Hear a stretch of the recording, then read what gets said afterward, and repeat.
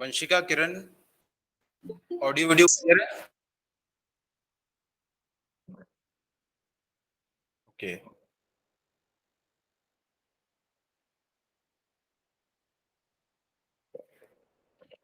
चलिए, तो last class में क्या डिस्कस किया था हमने? Area vector. ठीक है, जब तक बाकी नहीं आता थोड़ा सा और उसको डिस्कस कर लेते हैं।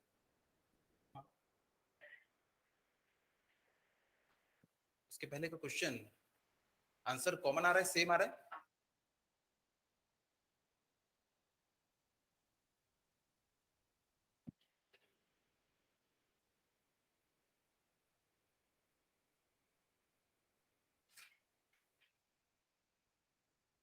चलो उसको डिस्कस कर लेंगे अभी।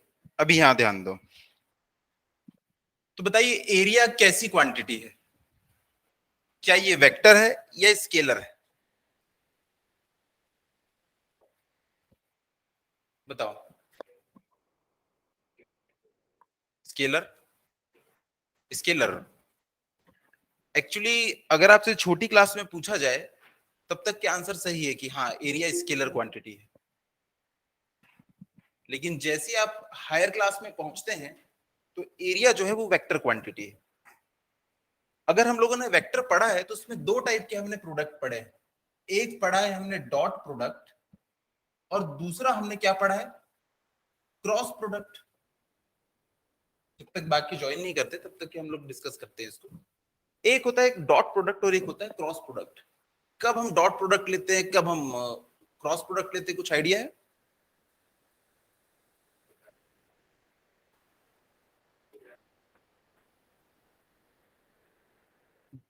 कब क्रॉस प्रोडक्ट? हाँ हाँ। और डॉट प्रोडक्ट में भी तो दो वेक्टर को ही हम मल्टीप्लाई करते हैं। देखो, जैसे मैं बता रहा हूं कि अगर वर्क डन हम लेते हैं तो ये लेते हैं फोर्स इनटू डिस्प्लेसमेंट। ये भी वेक्टर है और ये भी वेक्टर है, फोर्स वेक्टर है, डिस्प्लेसमेंट भी वेक्टर है। इसके बीच में हमने क्या लिया है? यहाँ पे डॉट प्रोडक्ट लिया है। लेकिन जब हम एरिया कैलकुलेट करते हैं, एरिया, तो एरिया हम जानते हैं कि मान लो ये जो है ये एल है और ये बी है। तो इन जनरल लैंग्वेज में हम लोग लिख देते हैं area is equals to L into B. पर एक्चुअल में होता है ये भी एक वेक्टर क्वांटिटी है और ये भी एक वेक्टर क्वांटिटी है। कैसे वेक्टर क्वांटिटी है सर? देखिए, अगर मैं इसको एक्स वाई जेड प्लेन में बनाऊं, ये है एक्स, ये है वाई और ये है जेड। मान लीजिए यहां पे है वो रेक्टेंगल, ये है एल और ये है बी। तो यहां पे जो एरिया होता है, ये देखो इस डायरेक्शन में है, ये आई कैप की डायरेक्शन में, और ये जो है ये जेड कैप जे कैप की डायरेक्शन में है। तो हम इसको लिखते हैं एल क्रॉस बी। क्या कोई ये डिफरेंस बताएगा कि ये दोनों कब लेते हैं? हम कब इसे लेते हैं डॉट प्रोडक्ट और कब हम लोग लेते हैं इसको क्रॉस प्रोडक्ट? हाँ, वो रिजल्ट मिलता है हमें। रिजल्ट हमें मिलता है, एक स्केलर क्वांटिटी मिलती है और इसमें वेक्टर क्वांटिटी मिलती है। लेकिन कब हम ऐसा लेंगे? कब हम डॉट प्रोडक्ट लेंगे और कब हम लोग इसका क्रॉस प्रोडक्ट लेंगे? चलो इसको एक एग्जांपल से समझते हैं हम। मान लीजिए आप किसी साइकिल पे, एक आपका एक दोस्त बैठा हुआ है, ये साइकिल के ऊपर बैठा है, और आप ये पीछे से खड़े हैं और इसको आप क्या कर रहे हैं? पुश कर रहे हैं। आपका दोस्त कुछ भी पैडल नहीं मार रहा है, यानी कि उसका एफर्ट क्या है इस साइकिल को मूव करने के लिए? जीरो है। आपने इसके ऊपर एक सर्टेन फोर्स लगाया और इसको यहां तक क्या आपने पहुंचा दिया, आपके दोस्त की साइकिल को आपने धक्का देके। तो आप देख रहे हैं कि यहां से यहां तक के आपको कुछ डिस्प्लेसमेंट मिला है। अब कोई पूछेगा आपसे कि आपने कितना वर्क डन किया है, तो आप बोलेंगे work is equals to force into displacement. ये मैंने वर्क किया है। लेकिन अब आपका फ्रेंड कहेगा कि ये साइकिल मेरी वजह से मूव की है, जबकि उसने पेडलिंग ही नहीं की है। अब आप पूछेंगे कि कैसे आपकी वजह से ये मूव की है, तो वो कहेगा कि मैंने भी तो इसमें फोर्स लगाया है। उसने कौन सा फोर्स लगाया है? उसने डाउनवर्ड डायरेक्शन में फोर्स लगाया है, एम इंटू जी। क्या ये फोर्स नहीं है उसका खुद का वेट? तो वो कहेगा कि मैंने भी कुछ फोर्स लगाया है, तो मेरा भी फोर्स मल्टीप्लाइड बाय डिस्टेंस करो, तो वहां से मेरा वर्क डन कैलकुलेट हो। पर क्या ये बात सही है? ये आप भी समझ सकते हैं, कोई भी समझ सकता है कि ये सही नहीं है, कि इसका जो फोर्स है उसका कोई भी कंट्रीब्यूशन नहीं है इस साइकिल को इस डायरेक्शन में मूव करने के लिए। अब देखिए यहीं पे हमारा डॉट प्रोडक्ट जो है वो एक्शन में आता है। डॉट प्रोडक्ट हमें ये कहता है कि देखिए इस डायरेक्शन में फोर्स लगा है और डिस्प्लेसमेंट भी इसी डायरेक्शन में, तो यही फोर्स जो होगा इसके लिए रिस्पॉन्सिबल होगा। डायरेक्शन, जिस डायरेक्शन में डिस्प्लेसमेंट हुआ है उसी डायरेक्शन में जो फोर्स है, जो इन्वॉल्वमेंट है फोर्स की, वही इसके लिए रिस्पॉन्सिबल है। फॉर एग्जाम्पल, ये अगर एक ब्लॉक है, इसके ऊपर आपने कोई फोर्स लगाया और इसने डी डिस्टेंस को कवर किया है, तो वर्क डन कितना हो जाएगा? Force into displacement. पर मान लीजिए ये जो फोर्स है वो इस डायरेक्शन में ना होके जो फोर्स है वो इस डायरेक्शन में होता, इस डायरेक्शन में। अगर इस डायरेक्शन में ये फोर्स लगा है, हॉरिजॉन्टल से ये एंगल बना रहा है थीटा, तो क्या मैं अभी भी वर्क डन निकालूंगा फोर्स इंटू डिस्प्लेसमेंट? अब क्या हो जाएगा बताइए? हाँ, अब हम इसे क्या करेंगे, दो पार्ट में रिजॉल्व करेंगे, जिसका एक हो जाएगा क्या, एफ कॉस थीटा, और दूसरा क्या हो जाएगा, एफ साइन थीटा। अब हमें पता है इस डायरेक्शन में अगर डिस्प्लेसमेंट हुआ है तो इस डायरेक्शन में कौन सा फोर्स रिस्पॉन्सिबल है, एफ कॉस थीटा। तो यहां से वर्क डन हमारा आ जाएगा क्या, एफ कॉस थीटा को मैं लास्ट में लिख देता हूं और डी। ये हमको रिजल्ट मिलता है या नहीं, डॉट प्रोडक्ट। इसलिए फोर्स और डिस्प्लेसमेंट के बीच में क्या होता है, डॉट प्रोडक्ट होता है।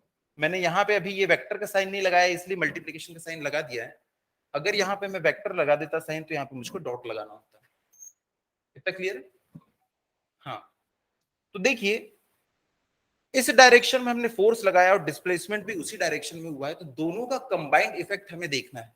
जब भी एक कंबाइंड इफेक्ट हमें देखना होता है ना, तो हम क्या करते हैं, यहाँ पे डॉट प्रोडक्ट का यूज करते हैं, डॉट प्रोडक्ट। तो जब भी हमें ये कंबाइंड इफेक्ट देखना है कि इसी डायरेक्शन में डिस्प्लेसमेंट है और इसी डायरेक्शन में फोर्स है, तो हम यहाँ पे डॉट प्रोडक्ट का यूज करते हैं। अब हम क्रॉस प्रोडक्ट कब लेंगे? क्रॉस प्रोडक्ट हम लोग तब लेते हैं जब हमें कोई एरिया कैलकुलेट करना हो। अब देखो जो एरिया है, इसका ये जो एरिया है, जब हमें ये कैलकुलेट करना होता है तो हम क्या करते हैं, इसका क्रॉस प्रोडक्ट लेते हैं। यहां पे हमको देखो क्या मिलेगा, अगर ये वेक्टर है और ये भी वेक्टर है तो इनको मल्टीप्लाई करने पे हमको क्या क्वांटिटी मिलेगी, वेक्टर क्वांटिटी मिलेगी। तो देखो इसका हमको प्रोडक्ट करने पे हमको एक वेक्टर क्वांटिटी मिलेगी। मान लो ये एल बी आ गया, इन दोनों के बीच में एंगल कितना है, 90 डिग्री। तो इनका जो प्रोडक्ट होगा वो L B sine theta, theta की जगह मैं रख दूंगा 90 डिग्री, ये हो जाएगा एल बी। और इसकी डायरेक्शन क्या होगी? आपने बताया कि कोई भी दो वेक्टर को जब हम क्रॉस मल्टीप्लाई करते हैं तब हमको एक वेक्टर मिलता है। अगर वेक्टर मिलता है तो ये हो गया उसका मैग्नीट्यूड, और उसकी डायरेक्शन क्या होगी?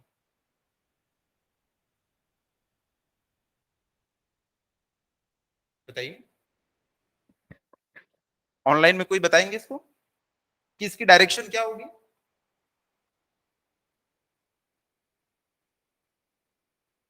उस तरफ जो दो वेक्टर होते हैं ना, इनका जो डायरेक्शन होता है इनके क्रॉस प्रोडक्ट का, वो डायरेक्शन इन दोनों के परपेंडिकुलर होती है। तो देखिए यहां पे ये था एल और ये था बी, इन दोनों के परपेंडिकुलर हुआ क्या ये? देखो इस डायरेक्शन में एक्स है यानी आई कैप, इस डायरेक्शन में जेड है यानी कि के कैप, तो बचा कौन सा, जे कैप। तो देखो यहाँ पे इसकी डायरेक्शन क्या हो जाएगी, जे कैप। अब एरिया के केस में ऐसा है कि आप इस डायरेक्शन में भी ले सकते हो और उसके पीछे वाली डायरेक्शन में भी ले सकते हो। तो चाहे आप ये बोलो कि ये जे कैप की डायरेक्शन में है, चाहे आप बोलो एल बी माइनस जे कैप की डायरेक्शन में, कोई फर्क नहीं पड़ता। आंसर हमारा जब हम फ्लक्स कैलकुलेट करेंगे तब सेम आने वाला है, कोई फर्क नहीं पड़ेगा। लेकिन जितनी भी बुक है उसमें सब में क्या लेके चलता है, पॉजिटिव को लेके चलता है। तो हम लोग भी क्या करेंगे, हमेशा पॉजिटिव लेके चलेंगे। इसका रीजन भी मैं बताऊंगा कि हम पॉजिटिव क्यों लेके चलते हैं। तो देखिए एरिया वेक्टर हम लोग इस तरीके से निकालते हैं, क्योंकि क्रॉस प्रोडक्ट मिलता है इसलिए उसका हमको एक डायरेक्शन भी मिलेगा, और डायरेक्शन क्या होता है, इन दोनों के परपेंडिकुलर होता है। तो कब हम डॉट प्रोडक्ट लेंगे, कब हम क्रॉस प्रोडक्ट लेंगे, वो हमारा क्लियर हो गया। अब देखिए यहाँ पे, अब चलते हैं आगे। अब हम लोग चलेंगे किसके ऊपर, थ्री डायमेंशनल वॉल्यूम के ऊपर। अभी तक के मैंने ये बताया था कि जब भी कोई ऐसी सरफेस है तो इसके परपेंडिकुलर आपने ले लिया, ये हो जाता है इस एरिया का वेक्टर। ये अगर एरिया है तो इसका डायरेक्शन क्या होगा, आप इसके ऊपर परपेंडिकुलर ड्रॉ कर दीजिए, या तो इस तरफ या तो इस तरफ, वही उसकी डायरेक्शन हो गई। लेकिन याद रखना जब भी हम कोई थ्री डायमेंशनल बॉडी पढ़ते हैं, ये जो एरिया वेक्टर होता है इसकी डायरेक्शन हमेशा कहाँ होती है, आउटवर्ड्स, आउटवर्ड, वो कभी भी इस सॉलिड के अंदर नहीं हो सकती। तो देखिए ये वाला जो फेस है इस साइड वाला, उसमें ये हो जाएगी डायरेक्शन, इस तरफ डायरेक्शन ये हो जाएगी, नीचे वाले फेज में नीचे की तरफ, ये वाले फेज में इस तरफ। तो ये जो डायरेक्शन हम लोग लेंगे हमेशा, वो कहां लेंगे? आउटवर्ड। मान लीजिए ये है वो सॉलिड, अगर ये 2 डायमेंशनल होता तो इस डायरेक्शन में ले लो परपेंडिकुलर, चाहे पीछे डायरेक्शन में ले लो परपेंडिकुलर, कोई फर्क नहीं पड़ता। लेकिन अगर ये 3 डायमेंशनल बॉडी है तो डायरेक्शन हम लोग कहां लेंगे? सिर्फ आउटवर्ड लेंगे। इसमें आप इनवर्ड नहीं ले सकते, इसमें सॉलिड के अंदर नहीं जा सकता, तो डायरेक्शन हम कहां लेंगे? हमेशा आउटवर्ड। ठीक है, तो डायरेक्शन इसमें इस तरफ हो जाएगी, इसमें इस तरफ, इसमें इधर, इसमें इधर, और इसमें इस तरफ हो जाएगी। ठीक है, इतना क्लियर है? अब देखिए अगर मैं ऐसे बनाऊं इसको, अगर ये है x, ये है y, ये है z, अगर ये है l और ये है b, तो बताइए इसका क्रॉस प्रोडक्ट हमको क्या मिलेगा? l b, और उसकी डायरेक्शन क्या होगी? k कैप, क्योंकि इसकी डायरेक्शन इसकी परपेंडिकुलर होगी, तो यहां पे मैं लिख सकता हूं k कैप, या माइनस k कैप भी लिख सकता हूं। या मान लो अगर मैंने कुछ इस तरीके से बनाया, यहां पे एक मैंने सर्कल ड्रॉ कर दिया है जिसकी रेडियस जो है वो कैपिटल R है, तो यहां पे जो एरिया होगा, एरिया वेक्टर, वो कितना हो जाएगा? पाई R स्क्वायर, एरिया तो इतना ही होता है, pi into R cross R, ये होता है एग्जैक्ट। और इसकी डायरेक्शन क्या होगी?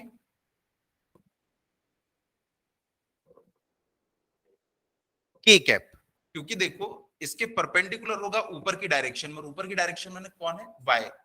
इसके अलोंग होता है आई कैप, इसके अलोंग होता है जे कैप, और इसके अलोंग होता है के कैप, तो इसकी डायरेक्शन कहां होगी? के कैप। ठीक है, हाँ सॉरी, जे कैप, क्योंकि वाई है तो जे कैप। वहीं अगर मैं एक सिलेंडर ले लूं,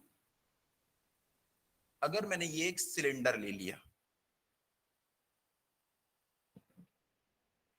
ये है एक्स, ये है वाई, और ये है जेड, तो बताइए यहां पे किधर होगा? लेफ्ट या राइट साइड में?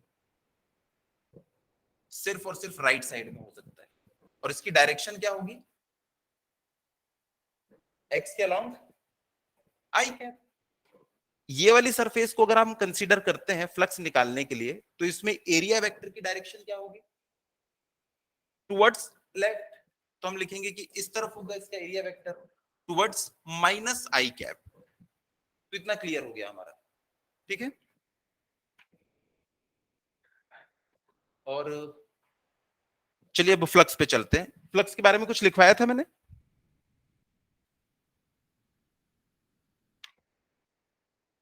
तो एरिया वेक्टर मैंने एक चीज लिख लेना, लिखिएगा एरिया वेक्टर में। हाँ, एरिया वेक्टर मैंने लिखा दिया है, लेकिन उसमें 2 लाइन ऐड कर लीजिए। For 2D surface, for 2D surface, both the direction are correct। चाहे आप ये वाला डायरेक्शन ले लीजिए, चाहे तो आप ये पीछे साइड वाला डायरेक्शन ले लीजिए, कोई फर्क नहीं पड़ेगा, आंसर सबका सेम आने वाला है। और एक और, for 3D bodies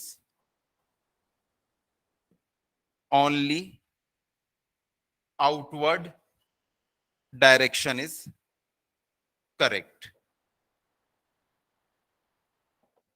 only outward direction is correct.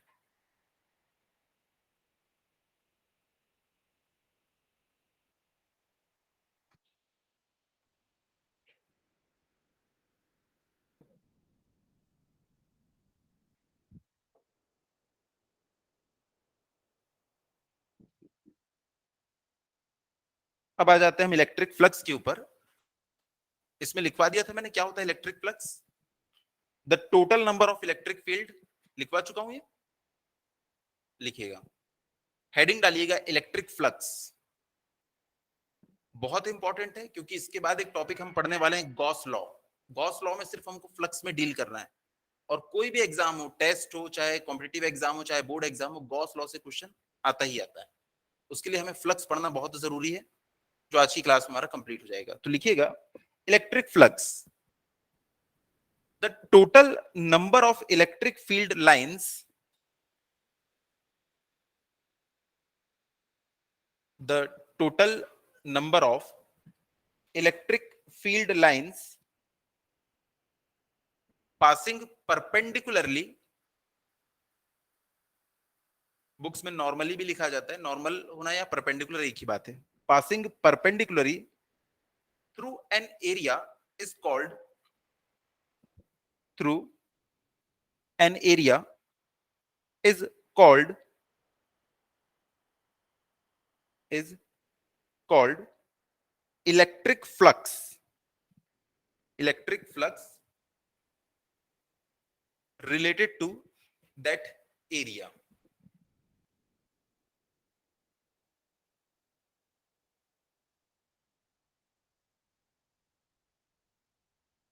यहां पे मैंने एक वर्ड बोला है परपेंडिकुलरली।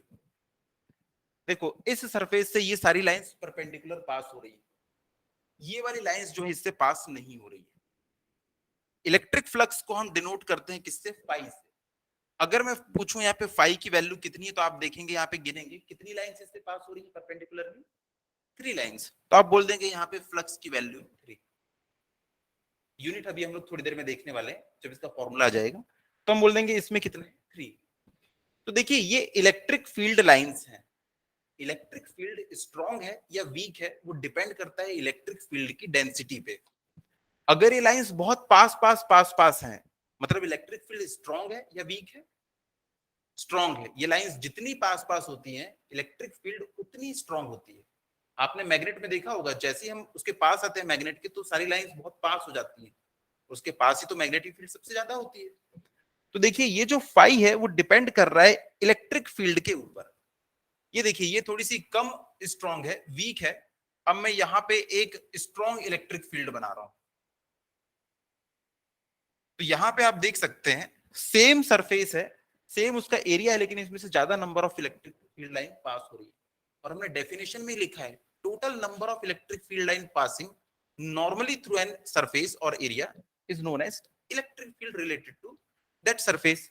तो यहां पे देखो इस फाई की वैल्यू कितनी हो जाएगी, मान लो 8 हो गई, मान लो 8 लाइंस पास हो रही है।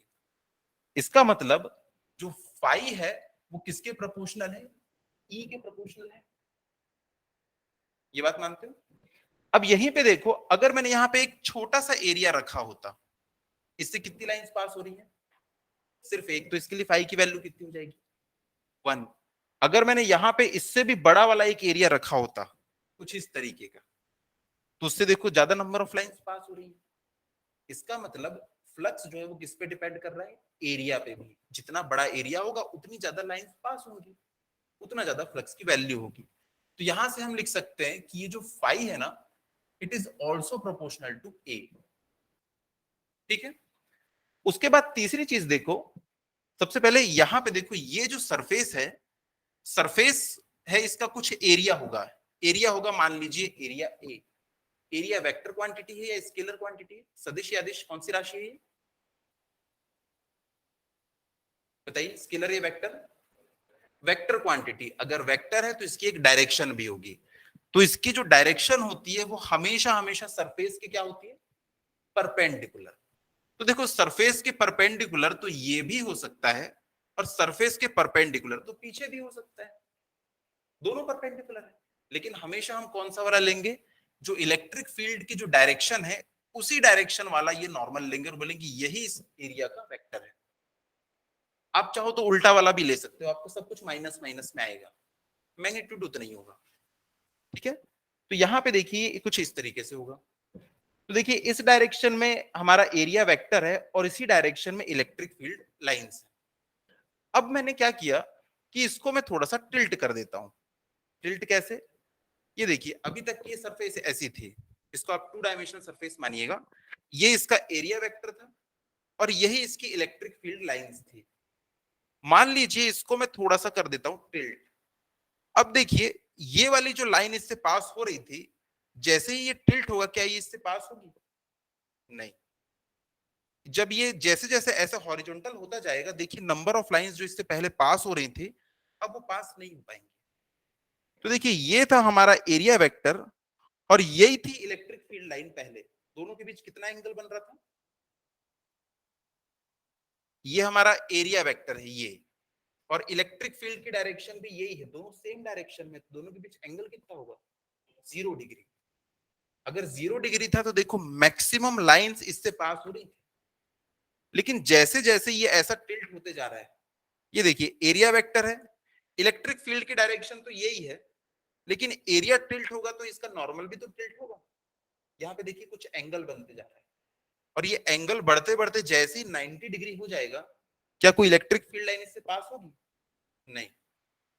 यानी कि जब थीटा की वैल्यू 90 डिग्री हो जाती है तो फ्लक्स की वैल्यू 0, और जब थीटा की वैल्यू 0 डिग्री होती है तब फ्लक्स की वैल्यू मैक्सिमम। इसका मतलब जो फ्लक्स है वो किसके प्रोपोर्शनल है? साइन थीटा या कॉस थीटा? Cos theta. क्योंकि देखो ये हमारा सरफेस है, ये इसका एरिया वेक्टर है, और इससे जो इलेक्ट्रिक फील्ड लाइन पास हो रही है वो इस तरीके से पास हो रही है, तो यहाँ पे थीटा की वैल्यू है 0 डिग्री।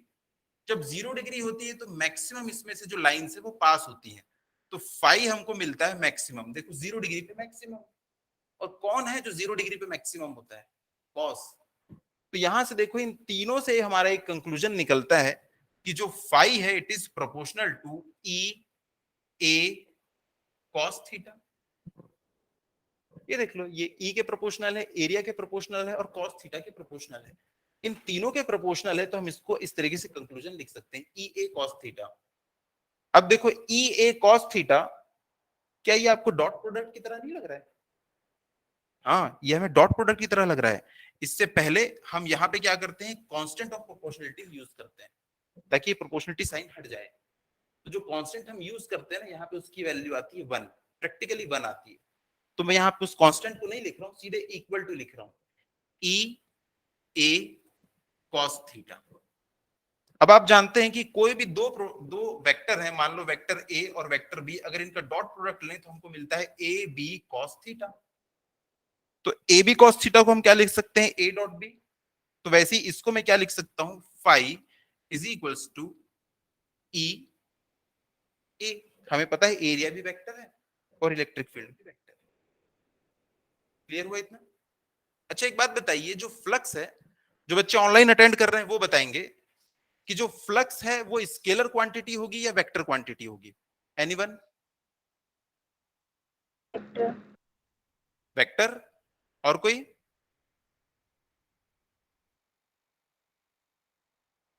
सानिया माही बताइए, वेक्टर क्वांटिटी होगी फ्लक्स या स्केलर क्वांटिटी होगी? Sir scalar.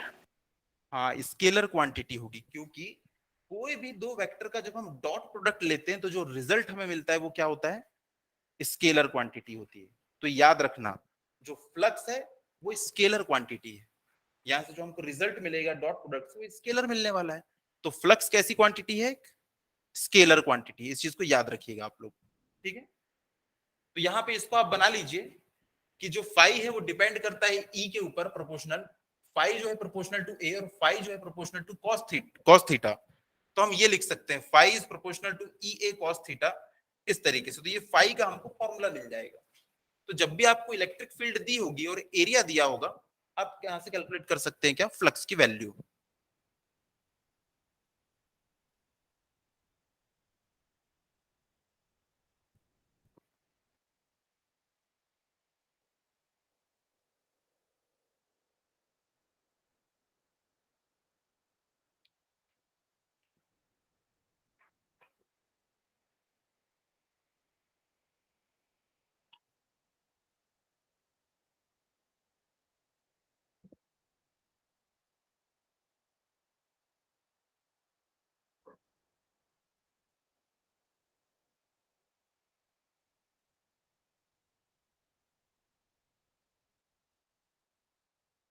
हो गया नोट?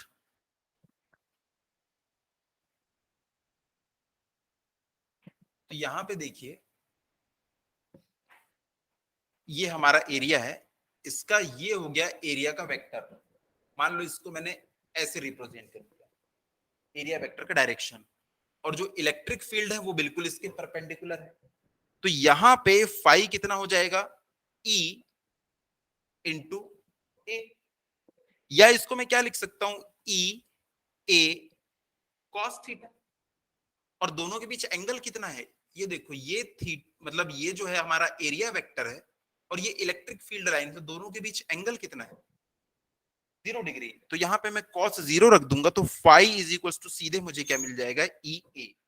हाँ आइए, तो जो अभी पिछला आप लोगों ने लिखा है ना, उसके नीचे एक लाइन लिखिएगा, where theta is angle between, ये सबसे इंपॉर्टेंट लाइन है, where theta is angle between, where theta is angle between area vector and electric field line, electric field line.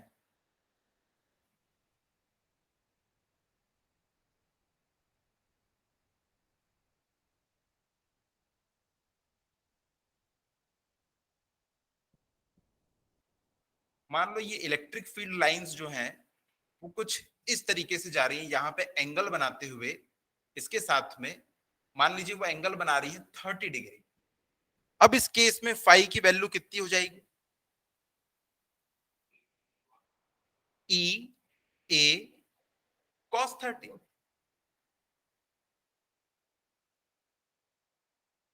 तो देखो ये जो एंगल है वो किसके किसके बीच में रहता है, ये जो एरिया वेक्टर है, जो इलेक्ट्रिक फील्ड लाइन है, उनके बीच का एंगल है ये। तो ये एंगल अगर 30 डिग्री है तो आप इसको 30 डिग्री कर देंगे।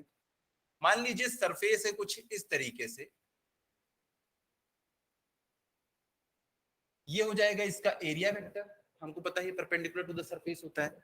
मान लीजिए ये इलेक्ट्रिक फील्ड लाइन जो है वो इस तरीके से कुछ गई है, और उसने जो एंगल बनाया है, ये वाला जो एंगल है, मान लीजिए वो है 60 डिग्री।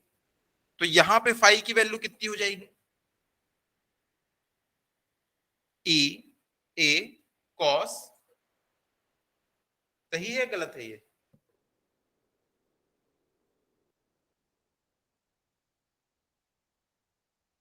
गलत है। अब भी मैंने लिखवाया आप लोगों को, where theta is angle between area vector and electric field line, जबकि ये एंगल मैंने कहां का दिया है, सरफेस और इलेक्ट्रिक फील्ड लाइन के बीच। यही कंफ्यूजन होता है। तो यहां पे अगर ये एंगल 60 डिग्री है तो ये कितना हो जाएगा, 30 डिग्री। तो हम लोग यहाँ पे क्या लिखेंगे, 30 डिग्री। इस चीज का विशेष आप लोगों को ध्यान रखना है, सबसे ज्यादा कंफ्यूजन यही पे होती है। एंगल जो है वो रहेगा एरिया वेक्टर और जो इलेक्ट्रिक फील्ड लाइन है ना उसके बीच का एंगल रहेगा। तो इसको तो आप लोग नोट कर लीजिए, एक इसको भी और एक इसको भी। यहाँ पे दिखाइए 60 डिग्री, बट यहाँ पे लिखेंगे हम क्या, cos 30, ताकि आपको समझ में आए कि हमने 30 डिग्री यहाँ पे क्यों लिया था।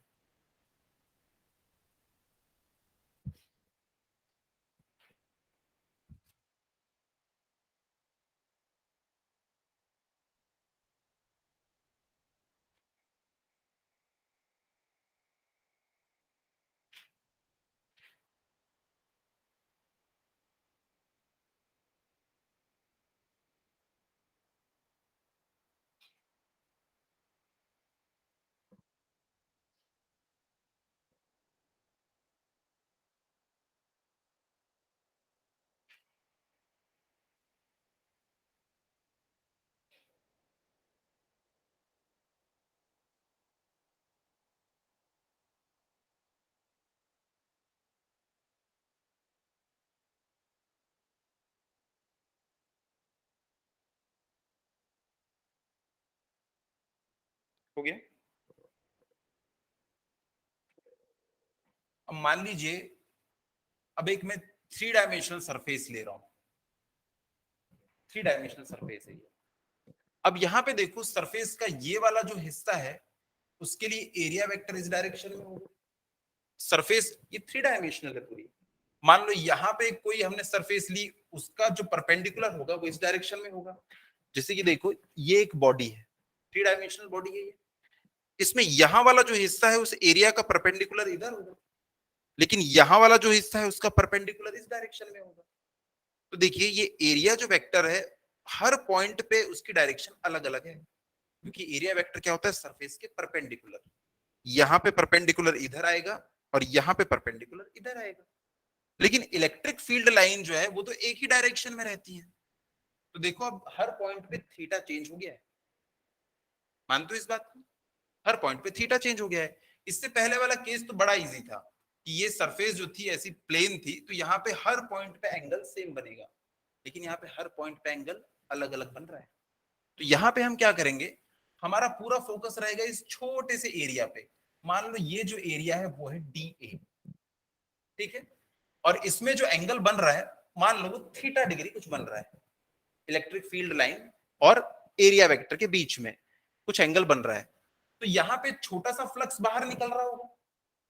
तो वो जो छोटा सा फ्लक्स है D phi will be equal to E into D S into cos theta. अब देखिए अगर आपको पूरा का पूरा निकालना है तो दोनों साइड हमको क्या करना पड़ेगा, इंटीग्रेट।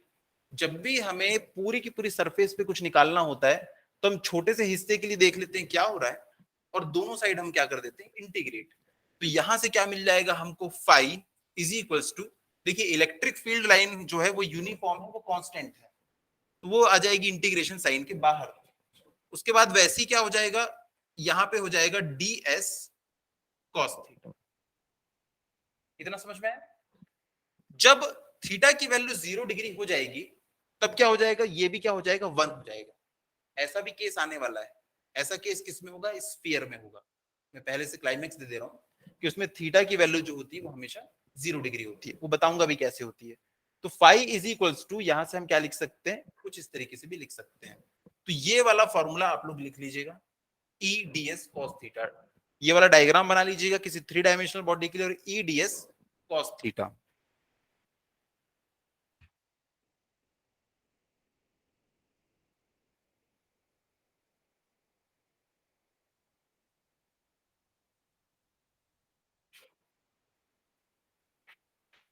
इसको ऐसा भी लिखते हैं, phi is equals to E D S. कुछ कुछ बुक्स में सरफेस है तो एस लिख देता है, किसी किसी में ए लिख देता है, तो आप कंफ्यूज मत होइएगा। ए या एस एक ही बात है, S for surface, A for area. तो चाहो तो आप E D A cos theta या ई डी ए भी लिख सकते हो, कोई फर्क नहीं पड़ेगा उससे।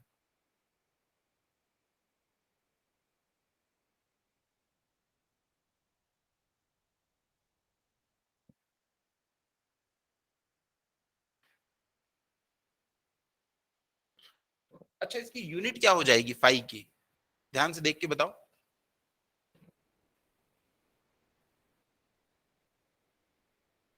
हम्म,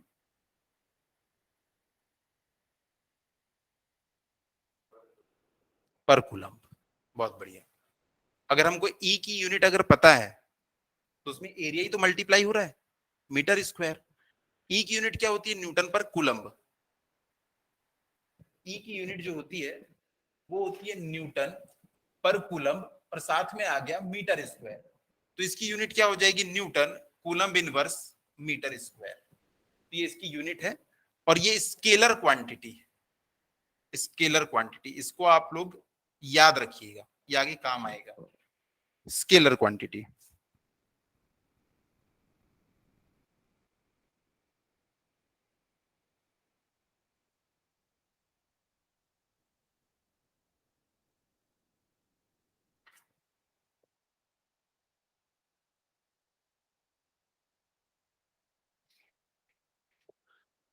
इतना क्लियर हो गया?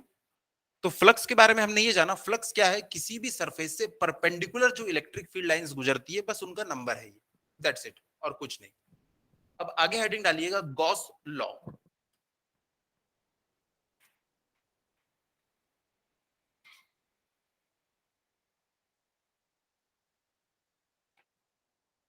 Gauss law,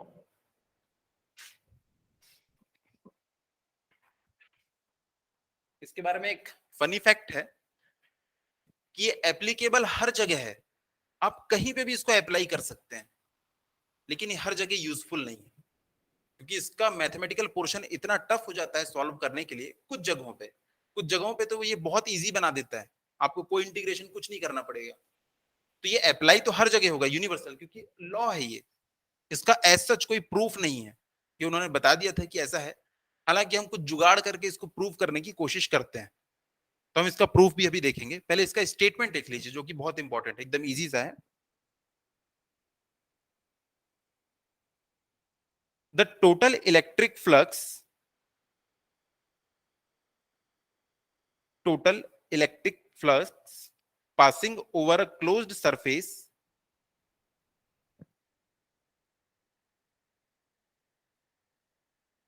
the total electric flux passing over a closed surface in vacuum is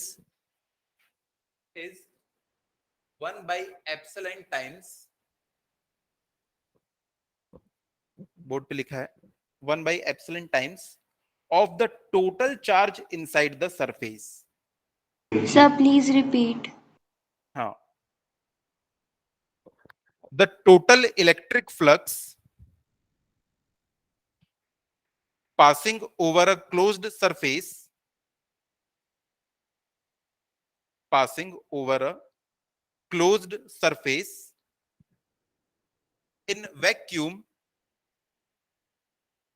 is 1 by epsilon naught times of the total charge inside the surface, total charge inside the surface.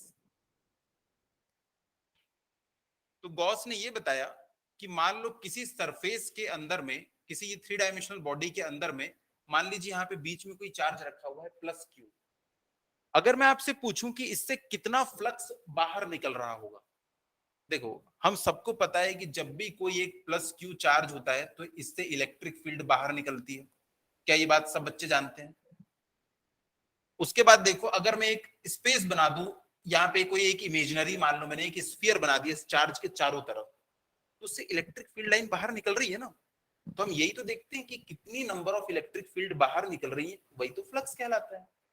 तो यहाँ पे देखो, अगर कोई plus Q charge है किसी body के अंदर में, तो इससे कितना फ्लक्स बाहर निकल रहा होगा। अगर मैं आपसे ये पूछूं तो आप सीधे सीधे बताएंगे, अच्छा सर इससे जो टोटल फ्लक्स निकल रहा होगा ना, वो किसके बराबर होगा? इसके अंदर जितना भी चार्ज है डिवाइडेड बाई एप्सिलॉन नॉट। ये क्या है? Permittivity of air. इसकी value 8.85 into 10 to the power -12, इसकी वैल्यू हमको याद रखना है। तो अगर मैं आपसे पूछूं कि यहाँ पे ये एक बॉडी है, 3 डायमेंशनल बॉडी है, इसके अंदर में +3Q चार्ज रखा हुआ है, बताइए इससे कितना फ्लक्स बाहर निकल रहा होगा। तो आप क्या करेंगे? बस चार्ज की वैल्यू रखेंगे और इसको नीचे इससे डिवाइड कर देंगे और बता देंगे सर इतना फ्लक्स बाहर निकल रहा होगा। कितना इजी है ये। तो बस आपको टोटल चार्ज निकालना है। अब देखो, मान लो यहाँ पे +3Q है, यहाँ पे -5Q है, यहाँ पे +2Q है, यहाँ पे +4Q है, तब हम क्या करेंगे? तब भी सिंपल है, इन सब को ऐड कर लीजिए। 3 + 2 5, 5 + 4 9, 9 - 5 4। तो यहां से अब टोटल फ्लक्स कितना बाहर निकलेगा? 4Q divided by epsilon not. बात करता, अब आप डेफिनेशन को पढ़िए, सॉरी स्टेटमेंट को पढ़िए। The total electric flux passing over a closed surface is in vacuum is 1 by epsilon naught times of the total charge inside the surface. ठीक है। अभी हम लोगों ने एक और फॉर्मूला पढ़ा था थोड़ी देर पहले, वो क्या था? phi is equals to E ds। इसको हमने बाहर ले लिया था क्योंकि कांस्टेंट है, अंदर भी ले सकते हैं। तो ये किसके बराबर हो जाएगा? Q बाई एप्सिलॉन नॉट के बराबर हो जाएगा। थोड़ी देर पहले हमने इसको प्रूव किया था। अभी हमारे पास स्टेटमेंट है, लॉ का ऐसा प्रूफ नहीं होता है, इसको हम जैसे तैसे जुगाड़ करके भी प्रूफ करेंगे। तो देखो ये किसके बराबर होता है? फाई की value Q upon epsilon not के बराबर, जहां पे Q क्या है? चार्ज जो कि किसी बॉडी के अंदर है। अगर मैं ऐसा बोलूं कि यहाँ पे ये +3Q चार्ज है, यहाँ पे +2Q चार्ज है और यहाँ पे +7Q चार्ज है, अब बताइए फाई की वैल्यू कितनी होगी? हाँ बिल्कुल सही, 5q divided by epsilon not. बाहर क्या है हमें उससे कोई फर्क नहीं पड़ता, कोई भी फर्क नहीं पड़ता। इसको भी हम देखेंगे कि बाहर वाले चार्ज से क्यों फर्क नहीं पड़ रहा। आपके मन में डाउट आना चाहिए कि सर ये जो है इससे भी तो इलेक्ट्रिक फील्ड अंदर जा रही है, तो इससे भी तो कुछ फ्लक्स बनेगा। हाँ वो मैंने बताया, लेकिन मन में एक डाउट आना चाहिए कि सर यहाँ पे ये जो चार्ज है इससे भी तो इलेक्ट्रिक फील्ड जा रही है, तो इसको हम क्यों कंसीडर नहीं कर रहे हैं, क्यों सिर्फ और सिर्फ इनसाइड वाले को ही हम लोग यहाँ पे कंसीडर कर रहे हैं। वो अभी हम लोग थोड़ी देर में जस्ट यहाँ पे देखने वाले हैं, बस थोड़ी देर में। तो जब भी आपसे पूछे फ्लक्स कितना होगा इस बॉडी से पास होने वाला, तो इसके अंदर जितने भी चार्ज हैं उसको ऐड कर दीजिए, उसको एप्सिलॉन नॉट से डिवाइड कर दीजिए, बात खत्म। अगर मान लीजिए ये कोई एक बॉडी है, इसके अंदर में कोई डाइपोल है, तो बताइए इससे फ्लक्स की वैल्यू कितनी होगी।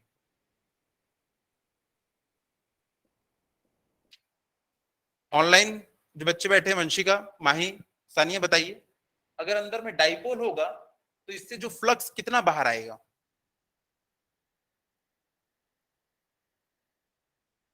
आप लोगों में से कोई loudly.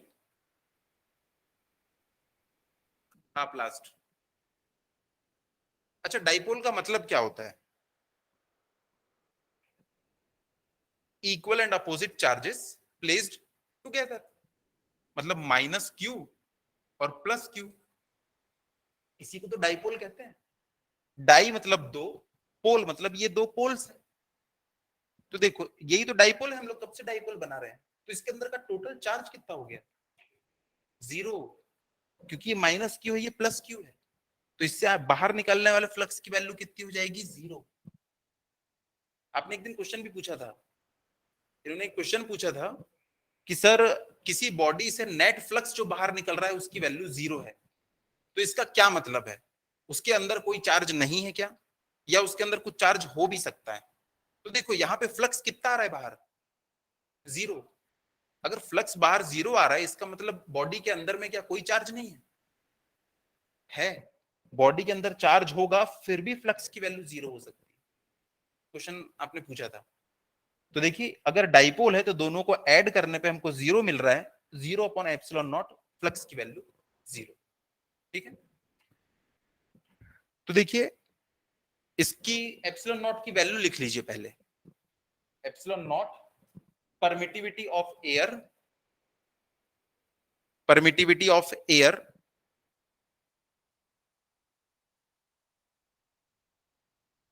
8.85 into 10 to the power -12 coulomb square newton metre square. इसकी यूनिट जस्ट अपोजिट होती है किसके? के, क्योंकि के इज इक्वल्स टू होता है 1/4πε0। याद आ रहा है?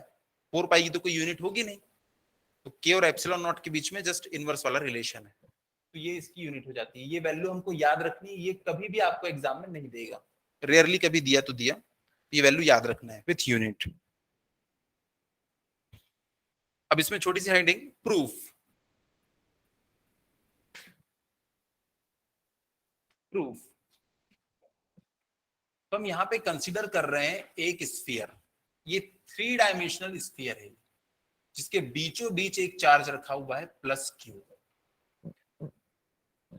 अब देखिए ये प्लस क्यू चार्ज है, अब मुझे ये कैलकुलेट करना है कि इस पूरे के पूरे स्फीयर से बाहर कितना फ्लक्स निकल रहा है।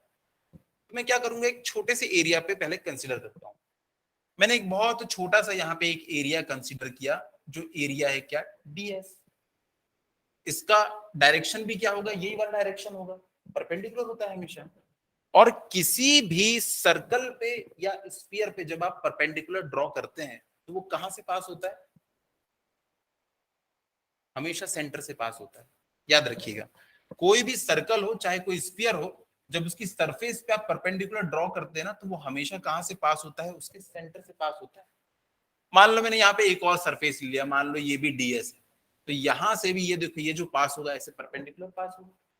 और हमको पता है इलेक्ट्रिक फील्ड लाइन भी जो होती है वो हमेशा कैसे गुजरती है? किसी भी सरफेस, किसी भी स्फीयर के क्या परपेंडिकुलर गुजरती है। याद आ रहा है? हम लोगों ने पढ़ा था। ये जो प्लस क्यू है हमने बनाया था और लिखा था ये बिल्कुल परपेंडिकुलर पास होती है। ये डायग्राम बनाया था, याद होगा अगर आपको, कि हमेशा परपेंडिकुलर निकलती है ये। तो ये परपेंडिकुलर निकल रही है, इससे भी परपेंडिकुलर निकलेगी, तो देखो इनके बीच का एंगल कितना हो जाएगा, 0 डिग्री। देखो यहां से इलेक्ट्रिक फील्ड लाइन निकलेगी इस डायरेक्शन में, पॉजिटिव है तो बाहर निकलेगी, और ये कोई भी अगर हम एरिया लेंगे उसके ऊपर परपेंडिकुलर ड्रॉ करेंगे ना, तो वो भी बिल्कुल यहीं पे आके टच होगा। तो देखो ये और ये दोनों का लाइन ऑफ एक्शन सेम हो गया, तो थीटा की वैल्यू कितनी हो जाती है, 0 डिग्री। तो यहां से तो हम लोग लिख सकते हैं phi is equals to E DS. वैसे तो लिखना चाहिए ई डीएस कॉस थीटा, पर मैंने देखा थीटा की वैल्यू 0 डिग्री है, इसलिए फाई इज इक्वल्स टू मैंने क्या लिख दिया, ई डी एस। ये डी फाई है, डी फाई छोटे से एरिया से निकलने वाला फ्लक्स डी फाई किसके बराबर होगा, ई इंटू ये छोटे से एरिया बराबर होगा। डीएस कहां है, इसका एरिया है ये, डी ए भी लिख सकते हैं हम लोग। तो ई इंटू डी ए थोड़ी देर पहले हम लोगों ने प्रूफ किया है, ई into D A cos theta, theta की वैल्यू हो जाएगी 0 डिग्री, तो ये हमको क्या मिल गया, इस तरीके से मिल गया। अब देखो दोनों साइड में क्या करूंगा, इंटीग्रेट करूंगा ताकि मुझे टोटल फ्लक्स मिल जाए। तो इस साइड इंटीग्रेट करूंगा तो क्या मिलेगा मुझको, फाई, और इस साइड क्या हो जाएगा, ई डीएफ। यही तो होगा, इलेक्ट्रिक फील्ड को हमने कांस्टेंट माना है, चार्ज की वैल्यू कांस्टेंट है तो ई की वैल्यू भी कांस्टेंट होगी, के क्यू बाई आर स्क्वायर उसका फॉर्मूला होता है। तो देखो ये डीएस है, पूरे के पूरे सरफेस का मैं इंटीग्रेशन कर रहा हूं, तो मुझे पूरे के पूरे सरफेस का एरिया मिल जाएगा। डीएस क्या था, छोटी सी सरफेस का एरिया, अगर मैंने इसको इंटीग्रेट कर दिया तो मुझे पूरी सरफेस का एरिया मिल जाएगा। अब पूरी सरफेस का एरिया कितना होगा, अगर ये रेडियस आर है तो 4 पाई r स्क्वायर, क्योंकि स्फीयर जो होता है उसका एरिया होता है 4 पाई r स्क्वायर। तो देखो यहां पे मैं लिख सकता हूं phi is equals to E 4 pi r square. अब एक बात बताओ, E इज इक्वल्स टू क्या होता है, के क्यू बाई आर स्क्वायर, या E इज इक्वल्स टू के को हम क्या लिख सकते हैं, 1/4 pi Q by R square. के का फॉर्मूला है ये 1/4 पाई तो देखो इस पूरे को उठा के अगर मैं यहां पे रखता हूं तो 1/4 pi Q by R square multiplied by 4 pi r square. 4 pi से 4 पाई कट गया, आर स्क्वायर से आर स्क्वायर कट गया, 4 पाई से 4 पाई कट, आर स्क्वायर से आर स्क्वायर कट, और हमारे पास रिजल्ट क्या बचा, phi is equals to Q upon epsilon naught. यही तो थोड़ी देर पहले गॉस ने हमें बताया था कि किसी भी सरफेस से निकलने वाला जो फ्लक्स होता है वो किसके बराबर होता है, जो उसके अंदर चार्ज होता है डिवाइडेड बाई एप्सिलॉन नॉट। तो ये हमें समझ में आ गया, ठीक है। थोड़ी देर बाद हम देखेंगे कि बाहर वाले चार्ज का कोई इफेक्ट क्यों नहीं पड़ता है, तो इस डेरिवेशन को आप कर लीजिए प्रूफ करके। हालांकि ये कोई प्रूफ नहीं है, ये तो एक लॉ है, हमने जस्ट इसको थोड़ा सा जुगाड़ करके दिखा दिया है आपको शो करके। ये होगा phi is equals to Q upon epsilon naught, जहां पे एप्सिलॉन नॉट जो है एयर या वैक्यूम की परमिटिविटी है, 8.85 into 10 to the power minus 12 coulomb square पर Newton metre square.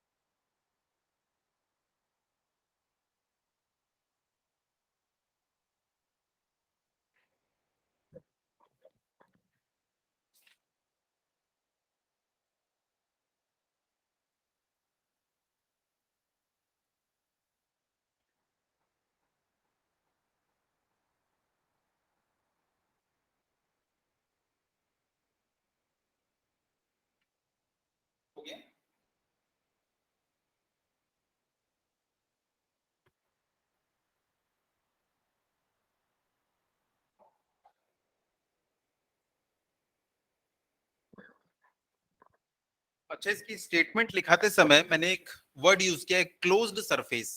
Closed surface का क्या मतलब होता है? जो थ्री डायमेंशनल हो और पूरी तरीके से क्लोज्ड हो। जैसे कि आइसक्रीम का कोन होता है, भले वो थ्री डायमेंशनल है, क्या वो पूरी तरीके से क्लोज्ड है? नहीं, एक साइड से खुला हुआ है। अगर उसको भी हम पैक कर दें तो वो भी क्या हो जाएगा, एक क्लोज सरफेस। और ओपन सरफेस का मतलब होता है कोई भी 2D सरफेस। कोई भी 2D सरफेस है ना, वो दोनों साइड से ओपन होती है, इसलिए इसको हम ओपन सरफेस कहते हैं।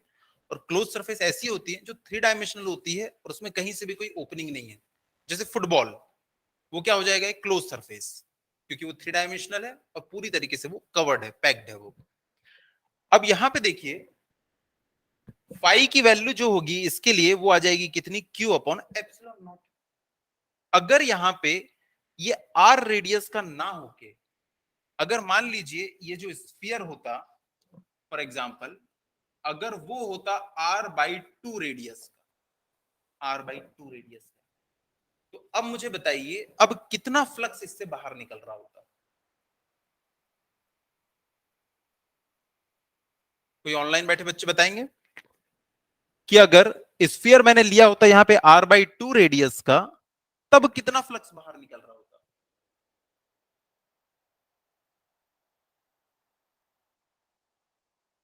4q upon epsilon not. q upon epsilon not. क्योंकि देखो मैं पूछ रहा हूं फ्लक्स कितना बाहर निकलेगा, वो तो r पे डिपेंड ही नहीं कर रहा है।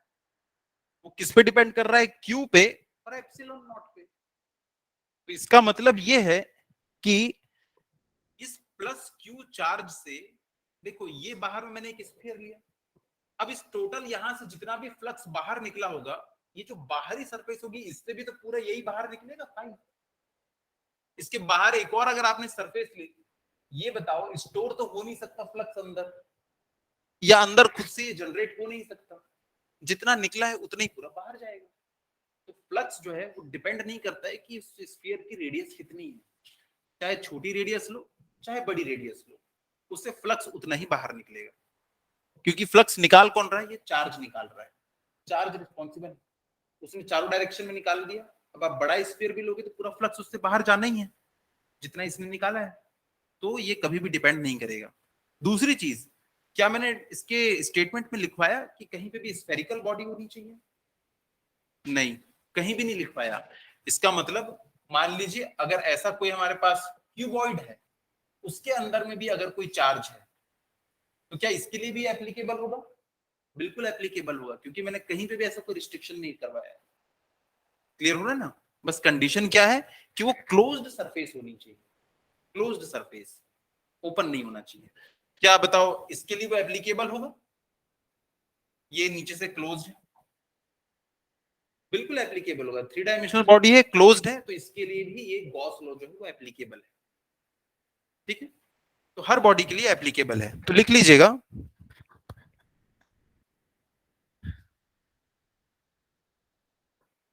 मान लीजिए ये है φ1, ये है φ2 और ये φ3, तो लिख लीजिएगा phi is equals to φ1 is equals to φ2 is equals to φ3। अगर इसके अंदर में भी प्लस क्यू चार्ज है, इसके अंदर में भी प्लस क्यू चार्ज है और इसके अंदर में तो प्लस क्यू चार्ज है ही, तो ये डायग्राम बना लो, एक ही सर्कल बनाना है यहाँ पे, चाहे सर्कल हो मतलब स्फीयर हो, चाहे क्यूबॉइड हो, चाहे ऐसे कोन हो।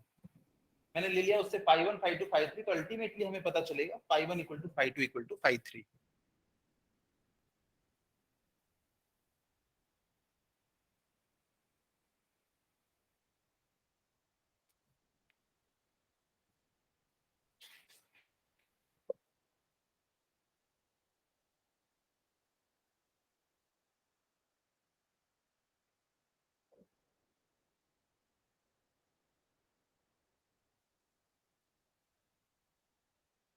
हो गया?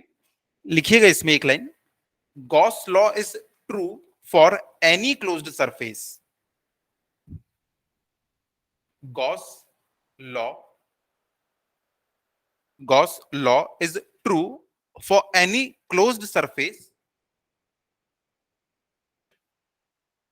no matter what its shape or size, no matter what its shape और साइज, शेप कुछ भी हो, साइज कुछ भी हो, फ्लक्स की वैल्यू वही रहेगी।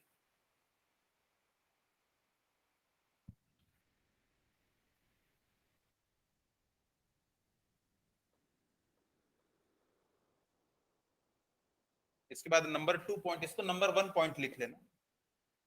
Number 2 point,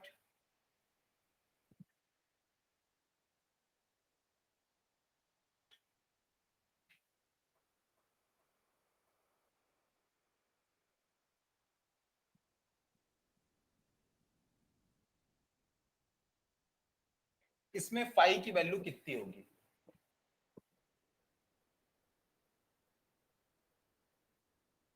Q1 plus Q2 minus Q3 plus Q4 divided by epsilon not. अंदर जितने चार्ज हैं सिर्फ उसी को हमें कंसीडर करना है।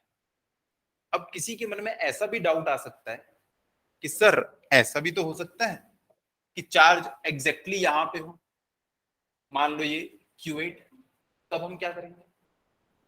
आ सकता है ना ऐसा डाउट। तो इस डाउट को हम लोग थोड़ी देर बाद जब न्यूमेरिकल बनाएंगे ना तब क्लियर करेंगे कि इसको कंसीडर करना है या कंसीडर नहीं करना है। ठीक है, तो ये वाला डाउट अभी थोड़ी देर के लिए यहीं पे छोड़ दीजिएगा। जितना ये लिखवाया मैंने इसको लिख लीजिए आप अभी।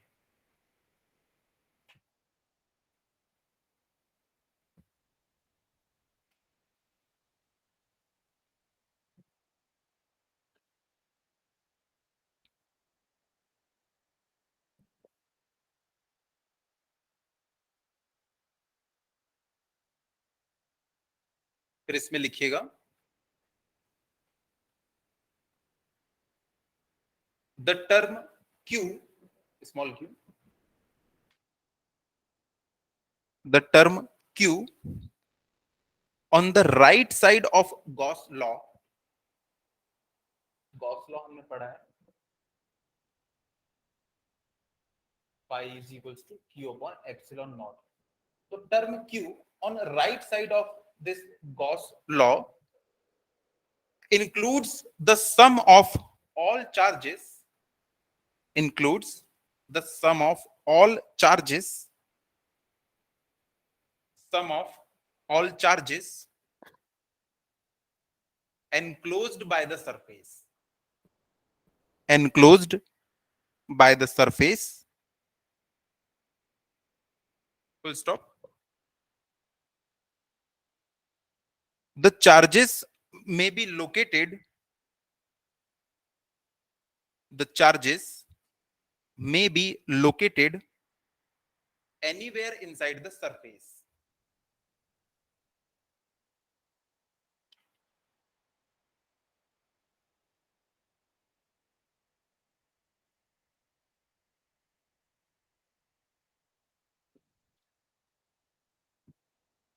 उसके बाद तीसरे नंबर का एक ऐसी मन से मैं पॉइंट लिखा रहा हूं जो कि आपको न्यूमेरिकल बनाने के टाइम बहुत काम आएगा।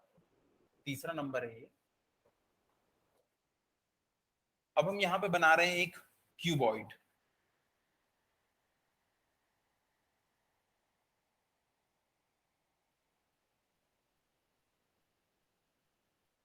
मान लो इसकी हर साइड जो है वो a डायमेंशन की है, तो a क्यूब इसका टोटल वॉल्यूम हो गया।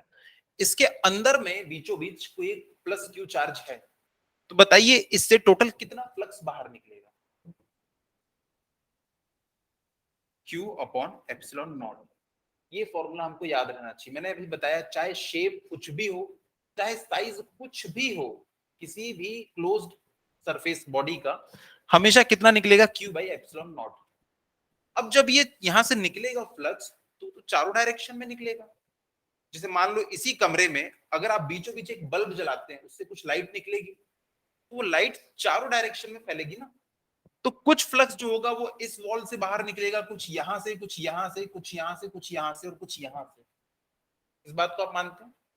6 की 6 सरफेस से फ्लक्स बाहर निकलने वाला है। तो आपको क्वेश्चन पूछेगा कि बताइए कि इसकी एक सरफेस से कितना फ्लक्स बाहर निकल रहा है?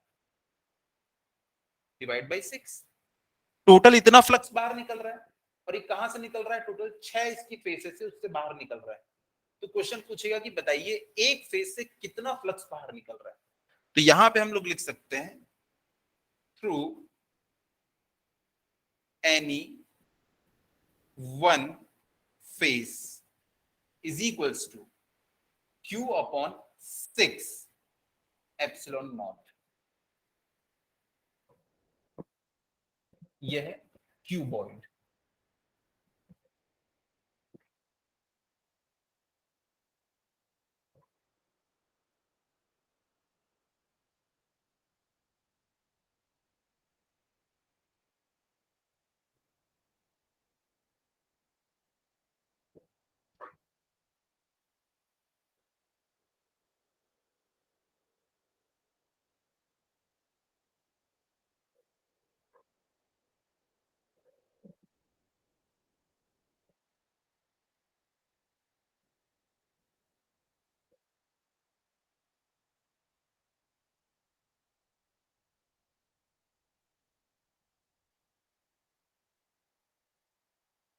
मान लो आपने कोई ऐसी एनक्लोज्ड बॉडी बनाई जिसके अंदर टोटल 12 फेसेस हैं, सब सिमेट्रिक है, सेम उनका साइज है।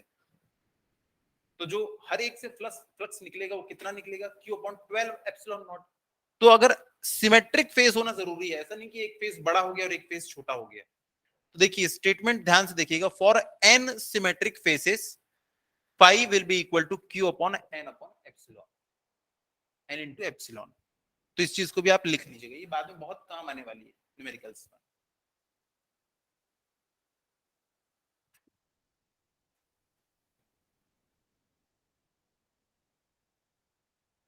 हो गया। अब और कुछ इंपॉर्टेंट चीजें डिस्कस करते हैं, उसके बाद हम न्यूमेरिकल्स पे जाएंगे।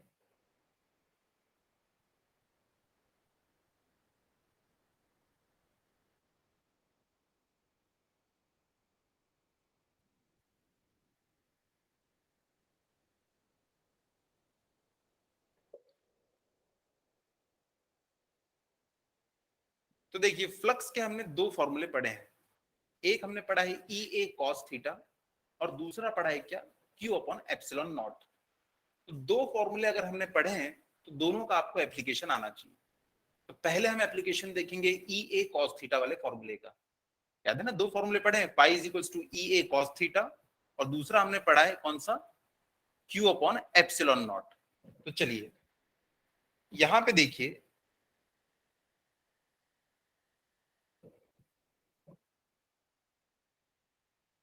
यहां पे ये मैंने एक क्यूबॉइड बनाया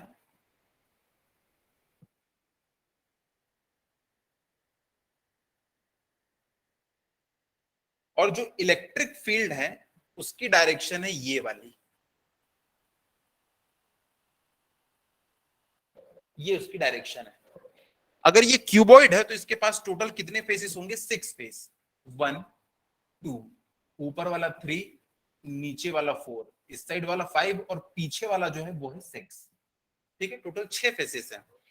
अब ये इलेक्ट्रिक फील्ड लाइन जो है ये गुजर रही है, तो इसके कारण जो है हम लोग फ्लक्स निकालेंगे, अभी वो निकालेंगे क्या है? ई ए कॉस थीटा। एक तो हमने चार्ज के कारण निकाला है फ्लक्स, और दूसरा आप निकालेंगे कि अगर इलेक्ट्रिक फील्ड लाइन ऐसे जा रही है तो बताइए कि इसमें से कितना फ्लक्स होके गुजरने वाला है। तो इस पूरी बॉडी में से कितना फ्लक्स होके गुजरेगा ये हम कैसे निकाल सकते हैं? थोड़ी देर पहले हमने पढ़ा है कि मान लो कोई भी ऐसी एक सरफेस होती है तो उससे कितना फ्लक्स निकलता है? ई ए कॉस थीटा निकलता है या नहीं? थोड़ी देर पहले हमने देखा है कि अगर ये एरिया वेक्टर है और ये इलेक्ट्रिक फील्ड लाइन की डायरेक्शन है, तो एक सरफेस के लिए हम निकालना सीख चुके हैं। अब हम क्या करेंगे, अगर ये क्यूबॉइड दिया है तो इसके लिए 1 2 3 4 5 6 सबके लिए सेपरेट सेपरेट ये फ्लक्स निकालेंगे और सबको ऐड कर देंगे। इतनी बात समझ में आ गई? ये देखो, इसको आप लोग क्यूबॉइड कंसीडर कीजिएगा कि इसका सारा डायमेंशन सेम है। ठीक है, ये ऐसे रखा हुआ है, इस डायरेक्शन से इलेक्ट्रिक फील्ड आ रही है। तो ये वाली एक फेस है, देखो ये वाली फेस के लिए हमने देखा है ई ए कॉस थीटा, तो इससे भी इलेक्ट्रिक फील्ड लाइन पास हो रही होगी, तो इसके लिए हमने ई ए कॉस थीटा निकाला। वैसे ही ये वाली लाइन है, इससे भी इलेक्ट्रिक लाइन पास हो रही होगी, इलेक्ट्रिक फील्ड लाइन। ये है, ये है, ये है, ये है, टोटल 6 सरफेसेस है। तो 6 सरफेसेस के लिए हमको क्या निकालना पड़ेगा? फ्लक्स निकालना पड़ेगा और उनको ऐड करना है। पर यहाँ पे ध्यान से देखिए आप, ये वाली जो सरफेस है और ये वाली जो सरफेस है और ये सरफेस, इनमें से किस किस सरफेस से फ्लक्स की वैल्यू जीरो होगी और किस में नॉन जीरो होगी? हाँ, ये देखो, चलो सबसे पहले बात करते हैं ये वाली सरफेस की जो आपकी तरफ है। ये अगर सरफेस है तो इसका एरिया वेक्टर कहां होगा? आपकी तरफ, परपेंडिकुलर इस सरफेस के। और इलेक्ट्रिक फील्ड लाइन की डायरेक्शन क्या है? ये देखो कैसी डायरेक्शन दिख रही है अभी, परपेंडिकुलर है कि नहीं? जैसे मान लो यही वाला सरफेस है अगर, तो इसमें एरिया वेक्टर कैसे होता है? हमेशा ऐसे होता है, परपेंडिकुलर। और इलेक्ट्रिक फील्ड लाइन की डायरेक्शन है ये 90 डिग्री, कॉस थीटा 90 डिग्री कितना हो जाता है? जीरो। वैसे ही देखो ये वाली जो सरफेस है ऊपर वाली है, इसका भी एरिया वेक्टर ऐसा होगा। और ये इलेक्ट्रिक फील्ड लाइन की डायरेक्शन ये है, परपेंडिकुलर है, तो ये भी जीरो। लेकिन देखो ये वाली सरफेस और ये वाली सरफेस खास है, क्योंकि देखो इसमें एरिया वेक्टर होगा इस डायरेक्शन में और इलेक्ट्रिक फील्ड लाइन की डायरेक्शन भी यही है, तो कितना एंगल बना? 0 डिग्री। वैसे ही देखो ये वाली जो सरफेस है, इसमें इसका एरिया वेक्टर होगा इस डायरेक्शन में। याद करो मैंने बताया था कि जब 3 डायमेंशनल बॉडी होती है तब इसको हम कहां लेते हैं? हमेशा आउटवर्ड लेते हैं। 2 डायमेंशनल में तो कहीं भी ले सकते हैं। तो इसमें देखो ये होगा इस डायरेक्शन में एरिया वेक्टर, और इलेक्ट्रिक फील्ड लाइन की डायरेक्शन क्या है? इधर। तो एंगल कितना हो गया? 180 डिग्री। देखो अगर ये भी इधर और ये भी इधर तो 0 डिग्री एंगल, पर ये इधर और ये इधर तो एंगल कितना हो जाता है? 180 डिग्री। तो यहां पे देखो अगर आप लोगों को समझ में आया होगा कि टोटल 6 फेसेस हैं, जिसमें से ये पहले नंबर की फेस है, उसके लिए जो एरिया वेक्टर होगा वो इस डायरेक्शन में होगा। इस वाले के लिए जो एरिया वेक्टर होगा वो इस डायरेक्शन में होगा। नीचे वाली सरफेस के लिए एरिया वेक्टर नीचे की तरफ होगा। ऊपर वाली सरफेस के लिए एरिया वेक्टर उस डायरेक्शन में होगा। जो ये वाला जो फेस मुझे सामने से दिख रहा है उसमें भी ऐसा परपेंडिकुलर होगा, पीछे वाली फेस में भी ऐसा परपेंडिकुलर जा रहा होगा। तो आप देखो इलेक्ट्रिक फील्ड लाइन जो है वो सिर्फ इससे और इसके पैरेलल है, बाकी इसके और इसके तो वो परपेंडिकुलर है, क्योंकि ये नीचे वाला जो फेस है उसमें एरिया वेक्टर जो है वो ऐसा डाउनवर्ड है और इलेक्ट्रिक फील्ड लाइन ऐसे जा रही है, तो एंगल बन गया 90 डिग्री। तो फाई उससे जीरो पास होगा। और वैसे ही जो ऊपर वाली सरफेस है उसमें भी देखो ये एरिया वेक्टर ऐसा है और ये इलेक्ट्रिक फील्ड लाइन की डायरेक्शन ये है, फिर से 0 डिग्री। तो देखो 5 1 5 2 5 3 5 4 5 6 ये सब मैं कैलकुलेट करता हूं, बहुत सारे तो इसमें से जीरो आने वाले हैं। कौन कौन सा नॉन जीरो होगा ये बताइए बस।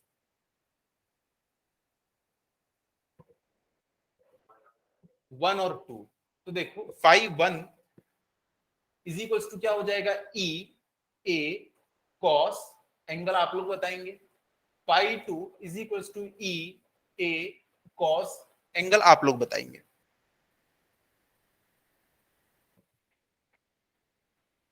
ये वाला कितना हो जाएगा? 180 डिग्री।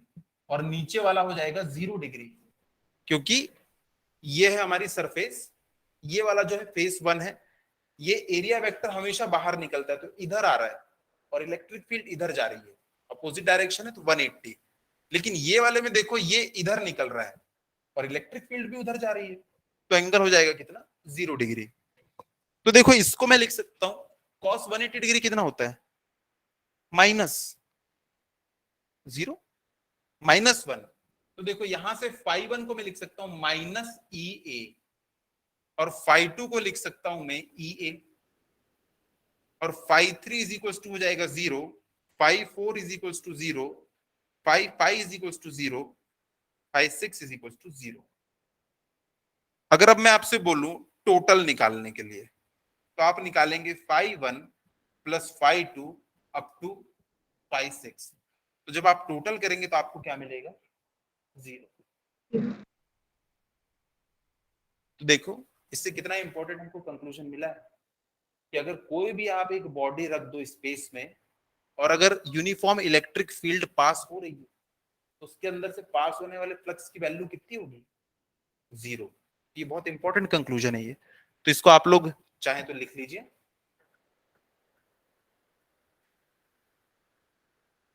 नहीं, उसका रीजन कुछ और है, उसको भी मैं अभी बताऊंगा।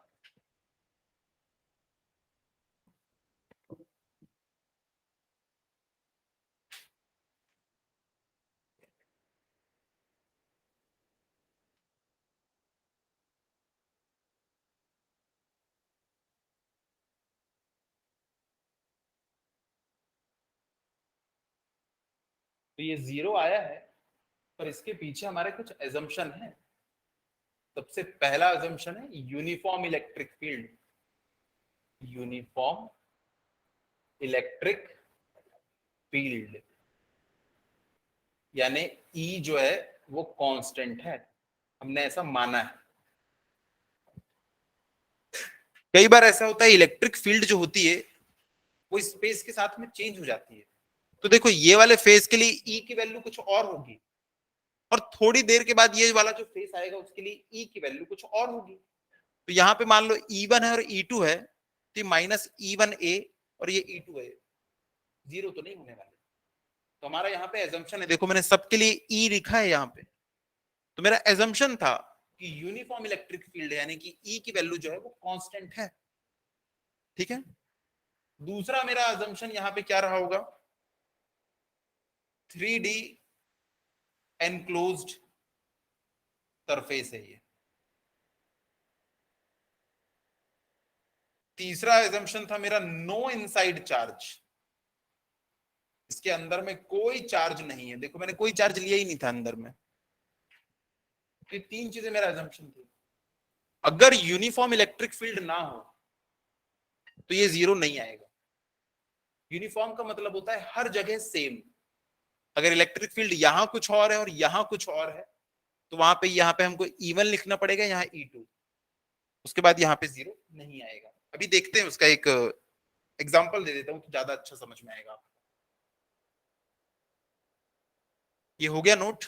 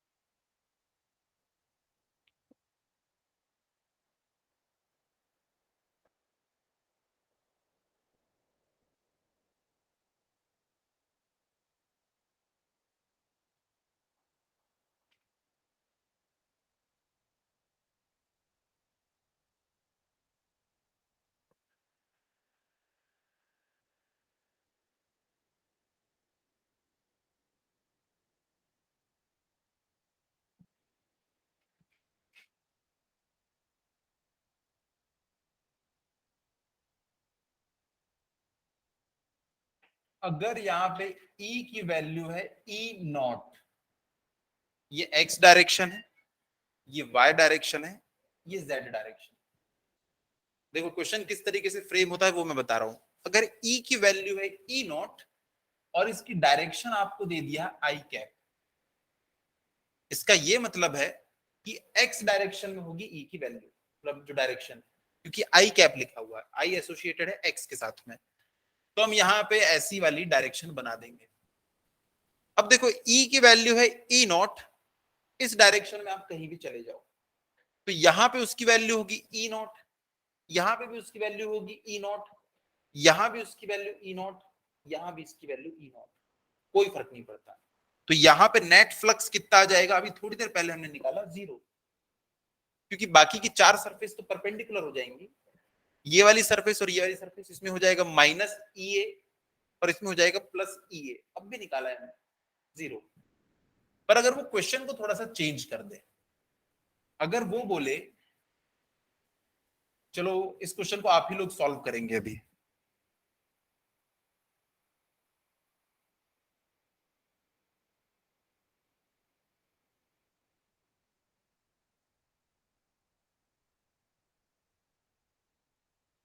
अगर इसने बोल दिया E इज इक्वल्स टू है E0X, अब देखो X के साथ में चेंज हो रहा है, ये जो क्यूबॉइड है इसके सारे डायमेंशन है ए, और ये ए डिस्टेंस के ऊपर रखा हुआ है। यहां से यहां की जो डिस्टेंस है ना, ये भी ए है, ओरिजिन पे नहीं रखा हुआ है, इससे ए डिस्टेंस पे ये रखा हुआ है। अब बताइए कि यहाँ पे नेट फ्लक्स की वैल्यू कितनी होगी।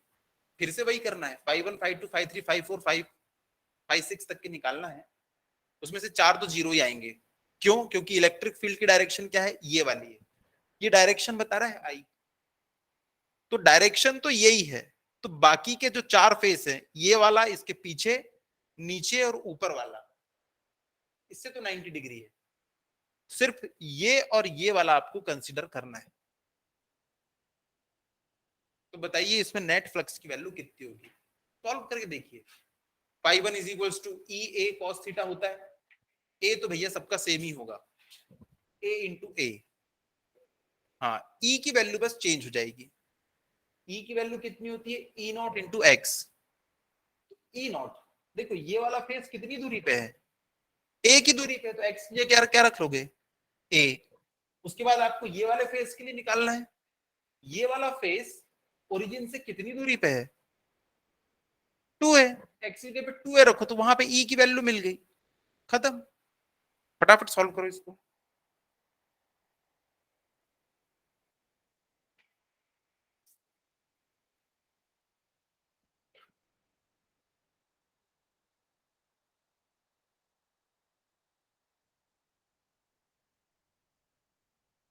जिनको अगर क्लियर नहीं हुआ है कि क्या करना है, तो मैं यहाँ पे बता रहा हूँ बोर्ड में, वो बस यहाँ देखिए, बाकी अपना सॉल्व करते रहे।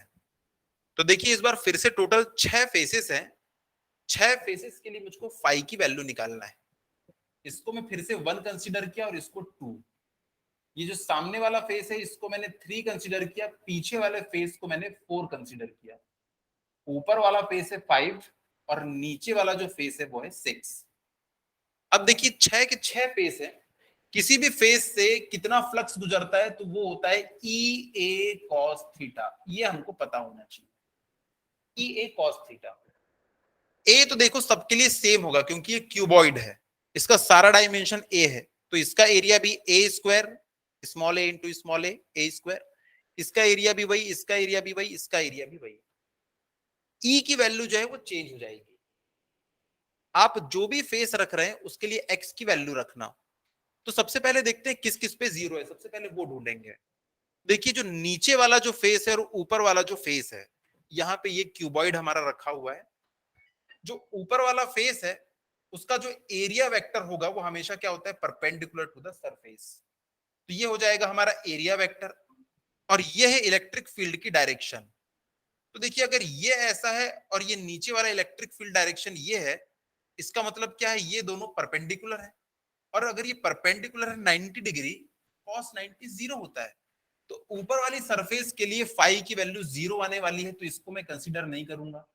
वैसे ही नीचे वाली सरफेस के लिए भी देखो ये है और इलेक्ट्रिक फील्ड की डायरेक्शन ये है, परपेंडिकुलर है, इसको भी कंसीडर नहीं करूंगा।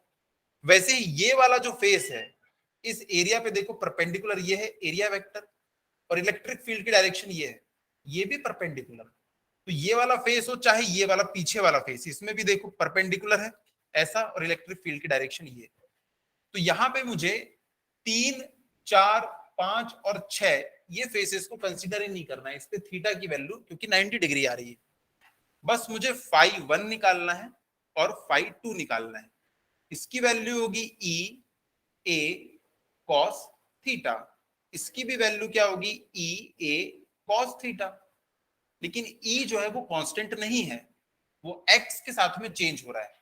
तो देखो ये वाली डायरेक्शन है एक्स की, तो देखो आपको इस फेस के ऊपर अगर निकालना है इसकी वैल्यू, तो इस फेस पे एक्स की वैल्यू कितनी होगी, देखो ये दिया हुआ है, यहां से लेके ये ए डिस्टेंस पे है, तो एक्स की जगह पे ए रख देंगे। तो इस फेस के लिए मुझको क्या मिल जाएगा, ई का वैल्यू। तो मैं इसकी जगह पे लिख सकता हूं क्या, और देखो थीटा की वैल्यू कितनी हो जाएगी, 180 डिग्री।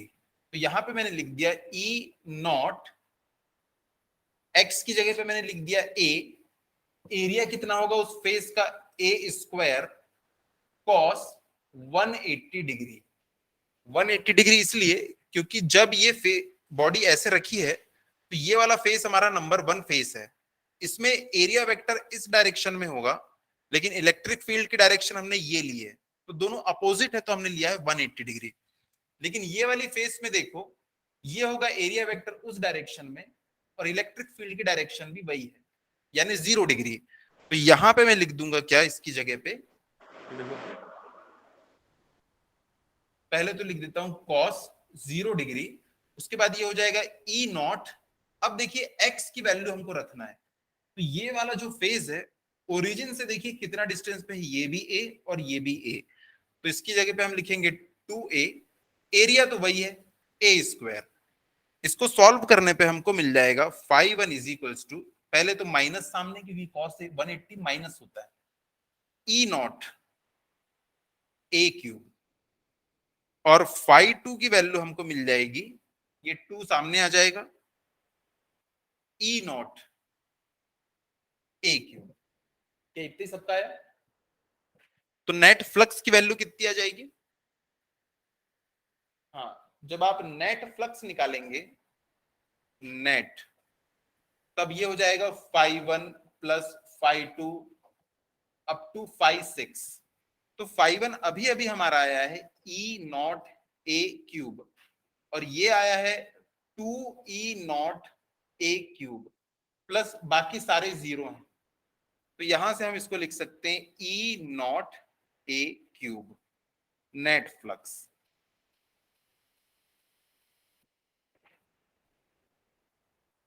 क्लियर हुआ? जो मैंने पिछली स्लाइड में बताया कि ये मेरा एजम्पशन था यूनिफॉर्म इलेक्ट्रिक फील्ड है, तब जाके यहां जीरो आया।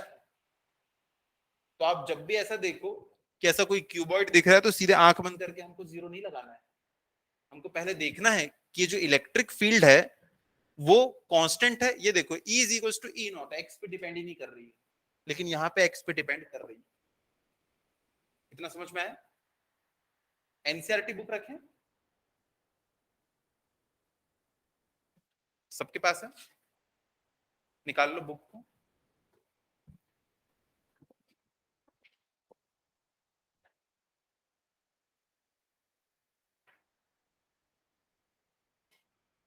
पेज नंबर 35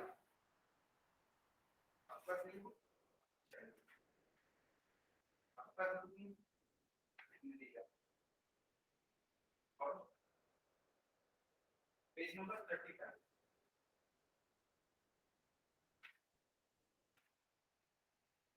उसमें से क्वेश्चन देखो और बनाने की कोशिश करो।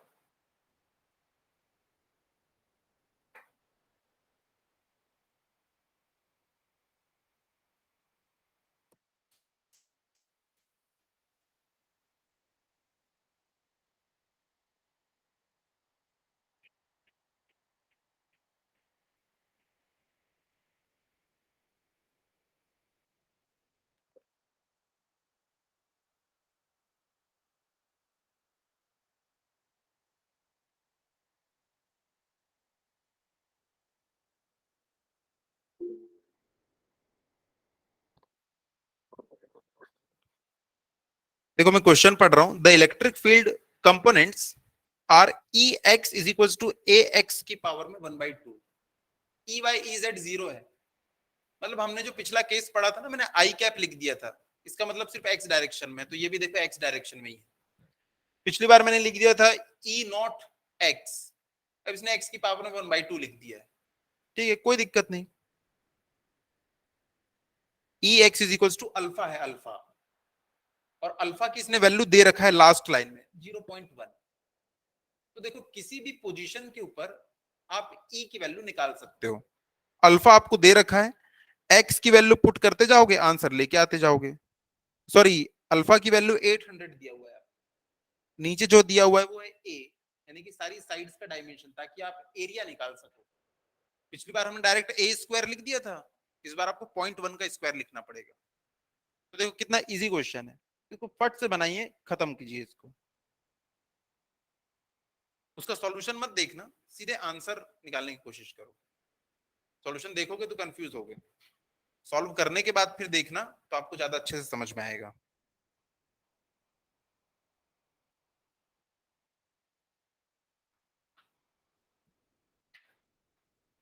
अगर जो बच्चे ऑनलाइन है और उनके पास में नहीं है एनसीईआरटी, तो मैं क्वेश्चन को एक बार यहाँ पे डिक्टेट कर रहा हूं। क्वेश्चन है, the electric field components are E X is equals to alpha X की पावर में 1/2, E Y is equals to 0, E Z is equals to 0। ये अल्फा है, अल्फा एक्स की पावर में 1/2, comma, in which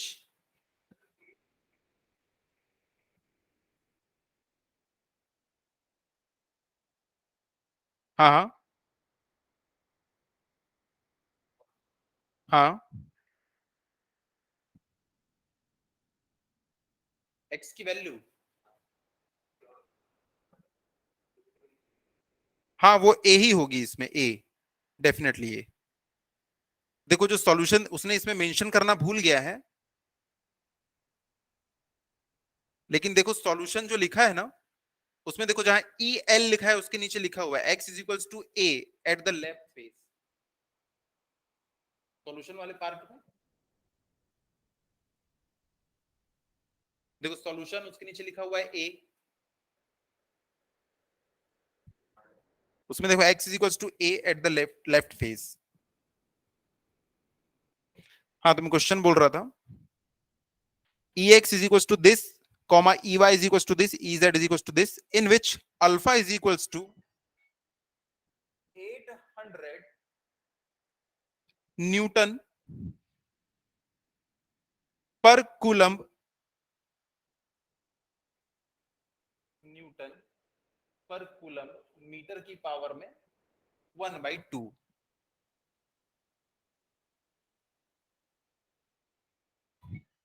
calculate calculate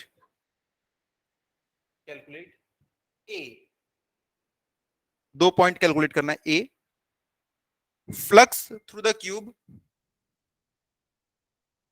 flux through the cube, और B है the charge within the cube, charge within the cube, assume A is equals to 0.1 metre. तो जो पिछला वाला question था बिल्कुल उसी टाइप का क्वेश्चन है ये।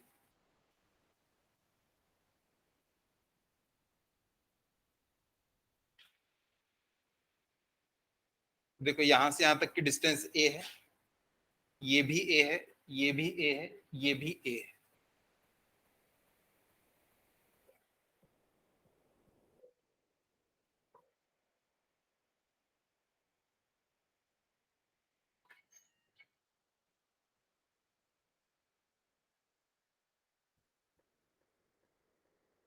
क्विक,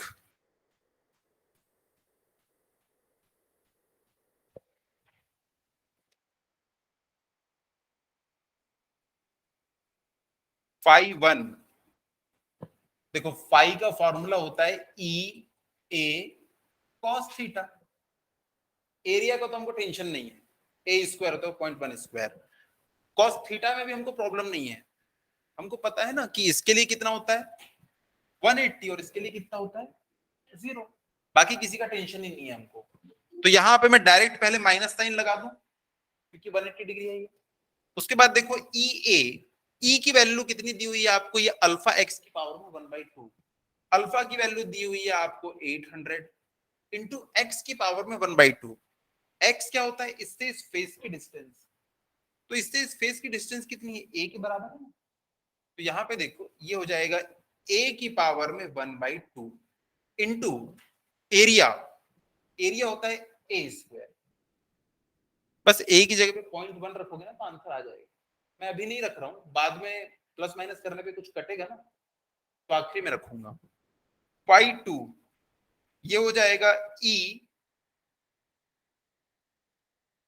एक्स की जगह पे, देखो ई की जगह पे मुझको ये रखना है अल्फा इंटू एक्स की पावर 1/2, अल्फा तो मैंने रख दिया एक्स की पावर में 1/2, इसकी यहां से यहां तक के जो डिस्टेंस है वो है 2a, तो मैं यहां पे लिखूंगा 2a की पावर में 1/2 इंटू फिर से वही एरिया ए स्क्वायर।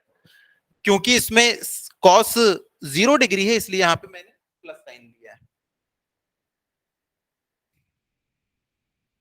तो इसको हम लोग कितना लिख सकते हैं, -800 a की पावर में 2 + 1/2, ये हो जाएगा 5/4। और वैसे ही यहां पे कितना हो जाएगा, √2 इंटू 800 इंटू a की पावर में 5/4।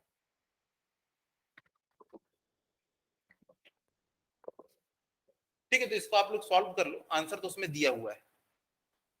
मेरे ख्याल से इसमें कोई प्रॉब्लम नहीं आई होगी φ1 φ2 निकालने में। थोड़ा सा कैलकुलेशन करना है और उसके बाद दूसरा वाला पार्ट भी आपको गॉस थ्योरम से निकालना है। ठीक है, चलिए तो फिर मिलते हैं अगली क्लास में। थैंक यू बच्चों।